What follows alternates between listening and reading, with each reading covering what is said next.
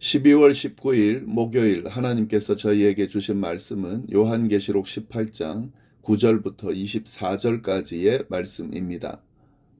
본문 말씀을 나누면서 함께 읽어 가도록 하겠습니다. 요한계시록 18장은 크게 세 부분으로 나눠볼 수 있습니다. 어제 나눈 1절부터 8절까지는 바벨론의 멸망에 대한 선포이고, 오늘 본문에 나와 있는 9절부터 19절까지는 바벨론에 대한 새 애가에 대한 내용, 그리고 20절부터 24절까지는 바벨론이 멸망한 결과가 어떠한지에 대한 내용입니다. 오늘은 18장 나머지 내용을 함께 보도록 하겠습니다. 먼저 바벨론에 대한 새 애가에 대한 내용입니다. 본문에 언급된 애가는 새 애가가 있는데요. 땅의 왕들이 부르는 애가, 땅의 상인들이 부르는 애가, 뱃사람들의 애가, 이렇게 세 가지의 애가, 슬픈 노래가 있습니다. 이 세 애가들은 공통적인 요소를 가지고 있는데 네 가지의 공통적인 요소를 가지고 있습니다. 애가를 부르는 세 무리들이 멀리 서 있다는 것이고요. 그리고 그들은 울고 가슴을 치거나 애통하는 그런 슬픈 노래를 부른다는 거고, 그리고 화이또다 화이또다라는 표현으로 애가를 시작한다는 것, 그리고 바벨론의 멸망이 갑작스럽게 일어났다라고 하는, 그리고 짧고 굵게 일어났다는 것을 표현하기 위해서 한 시간에 이렇게 이루어졌다라는 표현을 사용합니다. 이게 이제 새 애가의 공통적인 부분인데, 이러한 공통적인 요소를 생각하면서 각 애가를 보도록 하겠습니다. 첫 번째 애가는 땅의 왕들이 부르는 애가입니다. 9절 10절 말씀인데요. 그와 함께 음행하고 사치하던 땅의 왕들이 그가 불타는 연기를 보고 위하여 울고 가슴을 치며 그의 고통을 무서워하여 멀리 서서 이르되 화이또다 화이또다 큰 성 견고한 성 바벨론이여 한 시간 내 내 심판이 이르렀다 하리로다. 예, 여기서 땅의 왕들은 이 바벨론 제국의 각 지역을 다스리던 그 왕들을 의미하는 거죠. 이 바벨론을 로마로 생각한다면 로마 제국의 각 지역을 다스리던 통치자들을 가리킵니다. 이들은 황제를 숭배하는 일에 참여하면서 로마로부터 권력을 얻고 그것을 보장받으면서 경제적인 이익들을 누리던 그런 사람들이었습니다. 로마가 당시에 굉장히 사치스러운 그런 곳이었는데 이런 분위기를 그대로 가지고 있는, 그래서 굉장히 사치스럽게 누리던 그런 자들이 바로 이 통치자들이다라고 생각하시면 되겠습니다. 그런데 로마가 멸망하면서 어떻게 됐겠습니까? 예, 그 혜택을 더 이상 누리지 못하게 되겠죠. 그래서 지금 슬퍼하면서 애가를 부르고 있는 겁니다. 바벨론의 멸망으로 인해서 바벨론의 어떤 혜택을 누리던 그런 각 지역을 다스리던 왕들이 이렇게 바벨론의 멸망을 놓고 슬퍼하고 있다 하는 거죠. 근데 여기서 보면 멀리 서 있다 그랬죠. 이것은 바벨론에게 임한 멸망이 바벨론의 범죄에 참여한 자신들에게도 임할지 모른다는 그런 두려운 마음을 지금 드러내는 거죠. 그리고 최대한 멀리 떨어져서 자신을 안전하게 지키려는 그런 이기적인 심리도 지금 드러낸다고 볼 수가 있습니다. 이런 점들을 볼 때에 이 바벨론이 무너진 것에 대해서 애가를 부르는 것은 그 자체에 대한 슬픔, 바벨론에 대한 연민이나 그에 대한 슬픔이라기보다는 자신들이 누리는 것을 더 이상 누리지 못하는 것에 대한 그런 슬픔으로 보이는 거죠.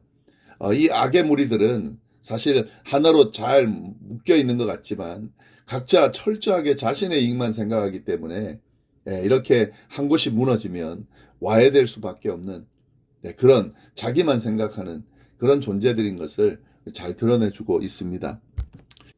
두 번째 애가는 땅의 상인들의 애가입니다. 이 애가는 세 애가 중에 가장 긴 내용으로 지금 되어 있는데 11절부터 17절 상반절까지가 그 내용입니다. 11절을 보시면은요, 땅의 상인들이 그를 위하여 울고 애통하는 것은 다시 그들의 상품을 사는 자가 없음이라. 이 바벨론의 멸망을 보면서 땅의 상인들도 울었다는 건데, 슬퍼했다는 건데, 여기는 왜 우는지를 분명하게 언급하고 있습니다. 왜 웁니까? 다시 그들의 상품을 사는 자가 없다는 거죠. 이 땅의 왕들이 우는 것과 사실 같은 이유죠. 자신에게 지금 피해가 왔다는 거죠. 바벨론의 멸망 자체가 슬픈 게 아니라 그로 인해서 자기에게 지금 피해가 왔기 때문에 슬프고 애가를 부른다는 거죠. 예. 지금 그 바벨론을 만약에 로마로 생각해 본다라고 하면 이 로마야말로 이 상인들의 중심 고객이었겠죠. 왜냐하면 로마는 아까도 말씀드린 것처럼 극도의 사치로 유명했던 그런 곳인데, 예. 12절과 13절에 이 상인들이 로마를 상대로 팔았던 사치품의 목록이 쭉 나옵니다. 예. 전체가 25개 품목으로 되어 있습니다. 보시면은 12절 그 상품은 금과 은과 보석과 진주와 세마포와 자주 옷감과 비단과 붉은 옷감이요 각종 향목과 각종 상아 그릇이요 값진 나무와 구리와 철과 대리석으로 만든 각종 그릇이요 계피와 향료와 향과 향유와 유향과 포도주와 감람유와 고운 밀가루와 밀이요 소와 양과 말과 수레와 종들과 사람의 영혼들이라. 예, 전체적으로 29개 품목을 언급하는데 이 품목들은 6개 종류로 분류할 수가 있죠. 기금속과 보석 종류, 의류, 그리고 나무와 그릇, 향신료와 향수, 음식, 그리고 가축과 노예. 여기 이 사치품에 노예가 포함되어 있다는 것은 참 안타깝습니다. 여기에 사람의 영혼이라는 것은 노예를 말하는 거예요. 예, 상인들은 이 노예를 로마를 포함한 주변 지역에 공급하는 그런 자들이었습니다. 이런 자기를 부유하게 만들어주는 물품들을 이제 바벨론의 멸망으로 인해서 더 이상 팔 수 없게 됐으니까 땅의 상인들이 지금 슬퍼하면서 애가를 부르고 있는 거죠. 이게 이제 바벨론의 멸망이 갖고 있는 그런 모습을 보여주는 겁니다. 누구도 진심으로 슬퍼하지 않죠. 자기의 어떤 욕심을 채우지 못한 것에 대한 슬픔을 지금 보여주고 있는 거죠. 그 정도로 이 바벨론의 멸망은 누구도 안타까워하지 않는 그런 당연한 멸망이다라고 지금 이 말씀이 드러내고 있는 겁니다.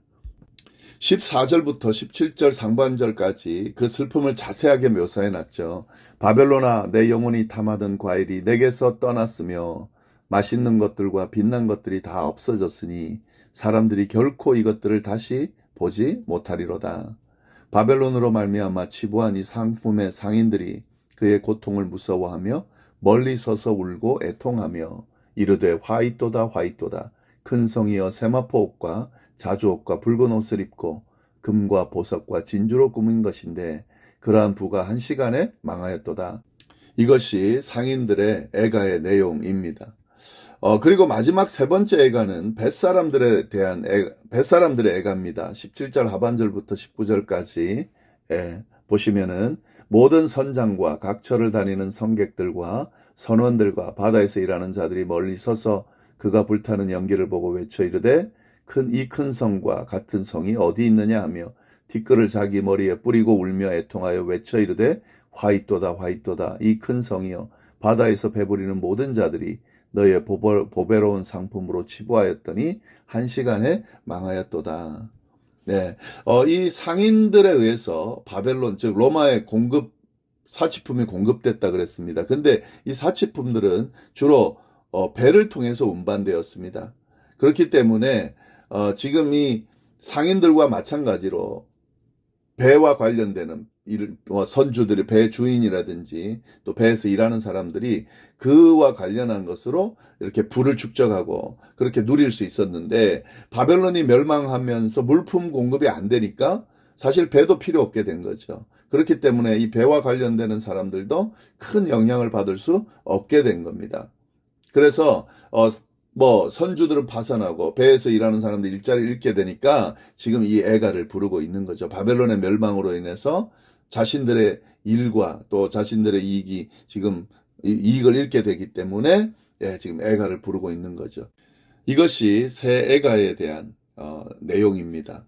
이 바벨론의 멸망이 그들에게 어떤 의미인지 우리가 잘 볼 수가 있는데 바벨론의 멸망함으로 슬퍼하는 건 분명하지만 사실 실질적으로는 자기의 이익만 생각하는 그런 슬픔이라는 것을 보여줍니다. 참 안타까운 거죠.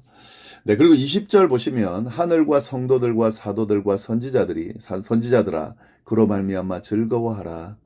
하나님이 너희를 위하여 그에게 심판을 행하셨음이라 하더라. 이 세 편의 애가가 등장한 후에 등장하는 그런 내용인데 어떤 명령이 하늘로부터 들려지는 겁니까? 하늘과 신자들에게 즐거워하라라고 지금 명령하는 음성이 들려오고 있는, 지금 이야기 되어지고 있는 거죠. 이 바벨론의 멸망으로 인해서 그를 따르는 자들에게는 슬프고 애통하는 일이겠지만, 그러나 하나님의 백성들에게는 그렇지 않다는 거죠. 예. 이 바벨론의 멸망으로 인해서 도리어 어떻게 되는 겁니까? 하나님의 백성들의 정당함이 밝혀지고 그들을 향한 박해가 끝나는 것이기 때문에 이 하나님의 백성들은 어떻게 해야 됩니까? 애가가 아니라 찬양을 불러야 한다라고 지금 이야기하고 있는 거죠. 바벨론의 멸망은 기독교인들, 하나님의 백성들에게는 하나님을 향해서 찬양 드릴 수 있는 그런 승리의 고백을 할 수 있는 그런 결과라는 것을 분명하게 보여주고 있습니다. 21절, 이에 한 힘센 천사가 큰 맷돌 같은 돌을 들어 바다에 던져 이르되 큰 성 바벨론이 이같이 비참하게 던져져 결코 다시 보이지 아니하리로다. 한 힘센 천사가 나타나서 큰 맷돌 같은 돌을 바다에 던지면서 말했다는 거죠. 그 맷돌을 바다에 던진 그 의미가 무엇인지를 말해주고 있는 겁니다. 큰 맷돌이 바다에 던져진 것처럼 큰 성 바벨론이 비참하게 던져져서 결코 다시는 보이지 아니할 거다. 라고 지금 이야기를 하고 있는 거죠. 또 그 이에 22절, 23절을 보면 멸망한 바벨론의 모습을 다양하게 지금 생생하게 표현하고 있습니다. 또 검은 것 타는 자와 풍류하는 자와 퉁소 부는 자와 나팔 부는 자의 소리가 결코 다시는 내 안에 들리지 아니하고 또한 세공업자든지 결코 다시 내 안에서 보이지 아니하고 또 맷돌 소리가 결코 다시 내 안에 들리지 아니할 거다. 완전히 멸망한다는 거죠. 등불빛이 결코 다시 내 안에 비치지 아니하고 신랑과 신부의 음성이 결코 다시 내 안에 들리지 아니하리로다. 너의 상인들은 땅의 왕족들이라 내 복술로 말미암아 만국이 미혹되었도다. 그러니까 멸망한 바벨론의 모습은 이렇다는 겁니다. 뭐 거의 없죠. 즐거워하는 거, 기뻐하는 거, 뭐 이런 것들은 전혀 보이지 않는 그런 완전한 멸망이 이루어질까라는 것을 생생하게 묘사하고 있습니다. 그리고 마지막 24절, 선지자들과 성도들과 및 땅 위에서 죽임을 당한 모든 자의 피가 그 성중에서 발견되었느니라 하더라. 이 바벨론의 죄악이 잘 표현되어 있는 거죠. 선지자들, 성도들, 땅 위에서 죽임을 당한 자의 모든 피가 성중에서 발견되었다는 것은 그들이 선지자들과 성도들과 많은 사람들을 죽였다. 바벨론이 죽였다라고 하는 그 죄를 지금 표현하고 있는 겁니다. 그에 대한 심판이 이루어졌다는 것을 분명하게 드러내주고 있는 겁니다. 오늘 말씀 좀 다시 한번 잘 생각해 보면서 또 우리의 마음속에 잘 새기면서 우리의 신앙을 좀 추스를 수 있기를 바랍니다. 기도하겠습니다. 하나님 아버지 감사합니다. 귀한 말씀으로 또 우리를 깨우쳐 주시니 감사합니다. 이 말씀 잘 새기면서 오늘 하루도 승리하며 살 수 있게 하시되 어디에서 무엇을 하든지 주님과 동행하는 삶이 되도록 인도하여 주옵소서. 감사하며 예수님의 이름으로 기도드립니다. 아멘.